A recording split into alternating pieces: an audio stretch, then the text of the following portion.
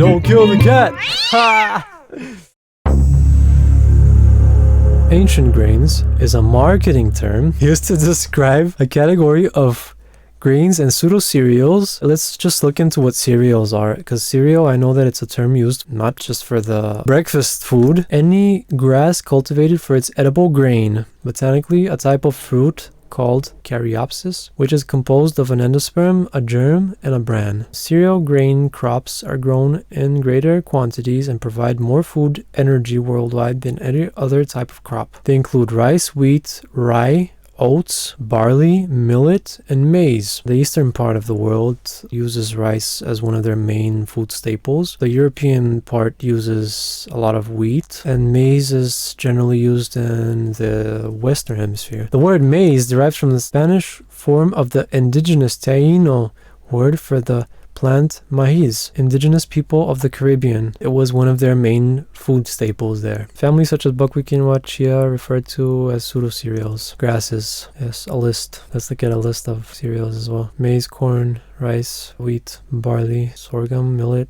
oats, triticale, rye, fonio, teff, wild rice. Ancient grains, purported to have been minimally changed by selective breeding over recent millennia, as opposed to more widespread cereals such as corn, rice, modern varieties of wheat, which are the product of thousands of years of selective breeding. Often marketed as being more nutritious than modern grains, though their health benefits over modern varieties have been disputed by some nutritionists. The ones that are probably getting paid.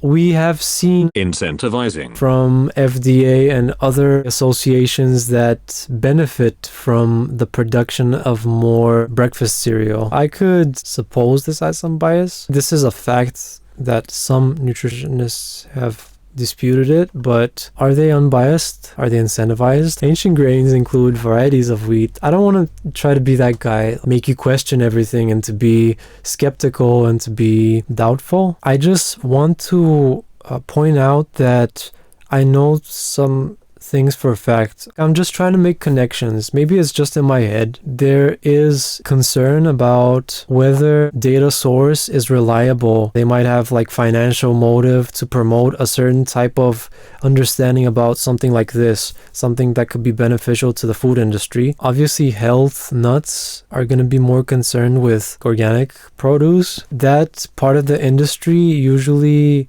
tries to disprove, to try to find negative impacts by non-specialized food. There's always going to be debate between both sides. Some people get paid to say things like this. It's hard to prove or disprove whether they have financial incentive and they've been influenced by a certain entity. They've been offered something that will be of benefit to them, to try to disprove and to dispute people that are so easily branded as conspiracy theorists and health nuts and crazy people. Such an unbeneficial form of argument, radicalized almost in both ends of the spectrum. Ancient grains include varieties of wheat, spelt Khorasan. Woo! I'm sure that there's a connection between this name and croissant. Khorasan.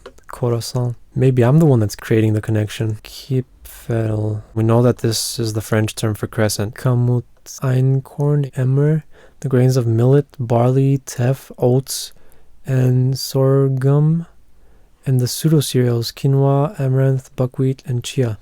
Some authors even consider bulgur, frike, to be ancient grains. Even though they are usually made from ordinary wheat, modern wheat is a hybrid descendant of 3 wheat species: wheat, barley, rice, wild rice, millets. Let's move on to the next topic, shall we? And we have a gallery. Wow. Nice. Thank you, Toby Fex. Wow, that's chia.